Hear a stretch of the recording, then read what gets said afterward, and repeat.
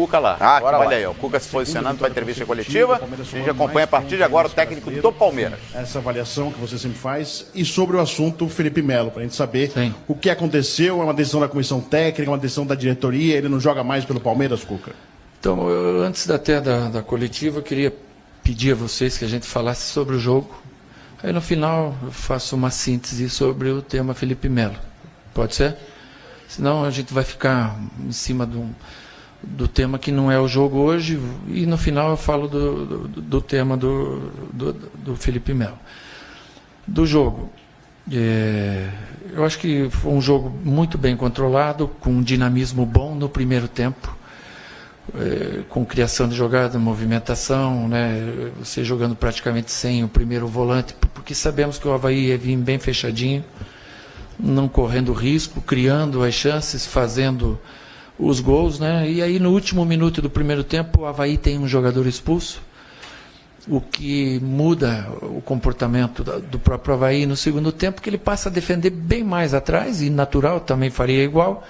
E se cria pouco no jogo, o jogo não oferece mais aquele risco, é natural que você tenha uma tranquilidade maior para administrar o jogo. Afinal de contas, nós jogamos na quarta, o adversário não jogou na quarta, e tem um desgastezinho, um que tem cãibra, o outro que tem uma coisinha, e eu, como mina, uma dor lombar, acabou saindo também, e a gente, de uma certa forma, até preservou o time para os jogos futuros. Eu acho que uma vitória de um primeiro tempo muito bem jogado, que nos serve, não de alento, né, mas nos serve para fortalecer ainda mais a equipe, porque no Brasileiro a gente vem de uma vitória em cima do Sport, de um empate com o Flamengo fora, de outra vitória aqui contra o Vitória. Então, uma sequência muito boa que a gente vem tendo dentro do Brasileiro. Hoje a gente está em quarto lugar, faltam 2 jogos. Se a gente consegue vencer, por mais difícil que seja, o Botafogo no Rio e ao Atlético Paranaense aqui, a gente acaba o turno com 35 pontos, 1 ponto a menos do que foi o time do ano passado. Então as coisas passam a ter uma outra direção e uma pressão menor do que está se tendo hoje em cima de todos. Cuca, quando a gente olha essa formação hoje, né, parece até a formação ideal, né, entre aspas, do que pode ser chamado de ideal. Com esse time que você vai trabalhar pensando daqui para frente, principalmente o desafio do dia 9, você havia falado que podia poupar o time dos 2 próximos jogos do Brasileiro, com alguns ajustes em cima dessa equipe? É uma base grande dela, mas o que se faz hoje quando você põe o time assim, você nota o quanto vai te fazer falta um volante ou não, no caso o Thiago. Né? Era jogo de repente para hoje, para eu ter posto um pouco ele, você não perca o Mina. Então eu ia tirar um volante e pôr o Thiago, adiantar um pouco mais o Bruno, para ter uma noção. Eu faço isso no próximo jogo, para que a gente possa ir fortalecido também ao Rio e já também ter uma ideia mais firme. Depois eu poupo o time ou parte dele no jogo do Atlético Paranaense. Cuca, aqui. Deu para enxergar o Guerra saindo machucado, né? Sim. Queria saber a situação, tanto do Mina, que você chegou a pontuar, quanto a situação do Guerra. O Guerra é aquela dor que ele tem no adutor, né? Então, quando ele chutou uma bola no primeiro tempo que passou perto, ele sentiu essa dor. Então, vamos ver. Em cima do jogo, assim, é difícil se fazer uma análise do grau da lesão. Já o Mina é uma dor no glúteo que ele teve, mas eu acho que não é nada preocupante em termos de futuro. Ô, Cuca, chamou muita atenção a comemoração do gol do Dudu. Ele te procura e vai te dar um abraço, todo o grupo vem. Qual a leitura que você faz disso? A gente sempre fez assim. Ano passado todo foi assim. E não é comigo. Eles vêm com uns caras que não estão jogando também, que fazem parte do contexto, né? É a força do grupo que a gente fala. E o pessoal, eles têm um carinho grande entre eles. E eu estando junto também me sinto muito bem. Cuca, queria que você comentasse a atuação do Daverson. Parece que se multiplicou em campo hoje, né? Também na marcação. Foi um atleta muito dedicado. Era bem isso que você esperava dele quando trouxe, ou está saindo melhor que encomenda? Não, ele vai melhorar. Eu espero mais dele. Ele vai melhorar. A parte técnica dele vai fluir natural. Ele estava de férias, esse é o 2º jogo. e não conhece ainda os companheiros. Ele jogou uma partida lá em Recife com outro pessoal, hoje com outro pessoal pela primeira vez. Ele vai render mais do que ele rendeu hoje. Cuca, você pretende prepará-lo para o dia 9 na Libertadores? E eu queria que você falasse sobre o Rafael Veiga também. Lógico que vou preparar o Davidson para o dia 9, é o grande objetivo. E o Rafael, eu estou trabalhando o Rafael em cima do dinamismo que o meia tem que ter. O meia tem que ter dinamismo. Ele já está melhorando, está evoluindo, chegando mais próximo à área. Ele tem um chute maravilhoso, ele tem que fazer valer essa chegada perto da área para o arremate. Ele, com o tempo, ele vai ao natural evoluindo. Ele não veio para o Palmeiras hoje para ser a solução. Ele, o Johan, como a gente já falou, e ao natural ele vai lapidando. Cuca, você falou da sequência aí, né? Uma arrancada boa nos últimos 4 jogos. Mas claro que vocês convivem, você falou sobre isso, constantemente com a pressão. Distensiona um pouco essa vitória? Você chegou no vestiário ali um pouco mais tranquilo, depois da semana que tiveram? Como é que eu faço para você entender? O Palmeiras se autopressionou tanto esse ano que ontem tinha torcida organizada lá no CT. Hoje de manhã, fazendo reclamação, descontentamento. Eu não consigo ver o Palmeiras errado, tudo errado, tá bagunçado, do Palmeiras torto. Está em 4º lugar, se a gente consegue as 2 vitórias, você acaba com 35 pontos no primeiro turno, tem um segundo turno muito mais favorável, eu acho que por todos os sintomas de jogadores que estão se adaptando, voltando, enfim.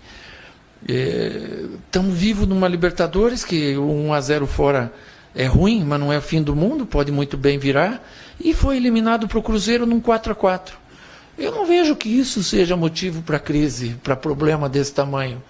E entendo que isso ocorre, o peso que o jogador leva nas costas, é pelo que se criou esse ano em cima do Palmeiras.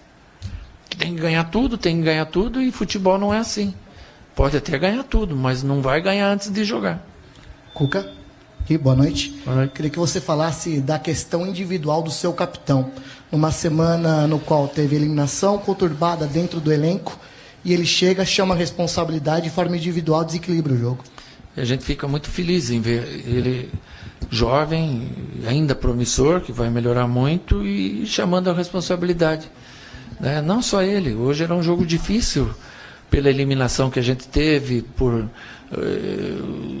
as coisas que acontecem no dia a dia, e eles superaram. Era um jogo difícil para o Egídio também. Em muitos momentos da partida eu senti parte de ironia com o Egídio, eu senti parte de aplauso e empurrão do grande e verdadeiro torcedor, e teve uma outra parte que fazia por ironia. Eu quero crer que isso foi hoje só que aconteceu, porque o Egídio precisa do torcedor. Ele, já falei, foi inconsequente em alguma situação passada, mas ele é o melhor lateral esquerdo que a gente tem. Então a gente tem que se ajudar nesse momento. Eu não tenho vergonha nenhuma de vir aqui falar para o torcedor que ele tem que ajudar o Egídio, que aí ele vai jogar mais do que está jogando. Professor, boa noite. Já há alguma data, algum planejamento para a viagem a Atibaia? Se vocês vão mesmo para Atibaia na semana que vem? Sim, já tem, depois a gente passa para vocês. Antes a gente tem o Botafogo pela frente. A última. Tranquilo? Está com pressa de ir embora? Tem? Acabou? Foi a última? Pensei que era a última. Então, eu vou fazer uma síntese aqui do Felipe Melo. O Felipe Melo é um jogador que ele jogou só em grandes clubes, tanto no Brasil quanto no exterior. Jogou na seleção brasileira, jogou Copa do Mundo, jogou em alto nível em grandes equipes, como ele está hoje no Palmeiras, e em alto nível, como ele é um grande jogador. É natural que esse tipo de jogador, com a personalidade que tem o Felipe Melo, que é grande e forte, eles não se contentem com uma ou outra situação de não estar jogando. É natural, por exemplo, hoje eu não joguei sem volantes. E é natural que você vai fazer, mas a gente entende que por tudo que o Felipe significou e significa para o futebol, não tenha o contentamento e nem pode ser diferente.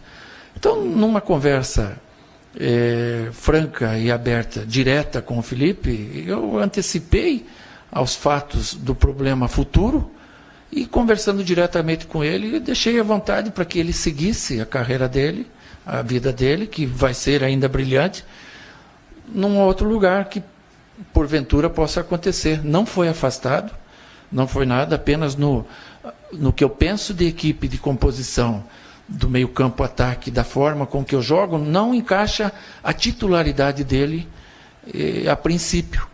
E isso é uma coisa que no futuro iria dar problema, eu não tenho dúvida disso, ele também não tem dúvida disso, então não se trata aqui de laranja podre ou de outras coisas que falaram, pelo contrário, é um profissional preservado de todas as formas, não tenho nada a falar. Eu só dizer que dentro da filosofia que eu estou trabalhando hoje, não entendo essa titularidade. E por esses fatores que eu falei, é que foi tomado tal medida. Me perguntaram se foi só minha ou da diretoria, foi em consenso minha, junto com o diretor, junto com o presidente. Eu espero que vocês entendam isso e não gostaria de vir aqui a responder diversas perguntas, porque iria ficar aqui ficando ruim até para mim responder as coisas. Então, em respeito a tudo e até ao próprio jogador, é esse pronunciamento que eu quero fazer. Obrigado, bom fim de semana.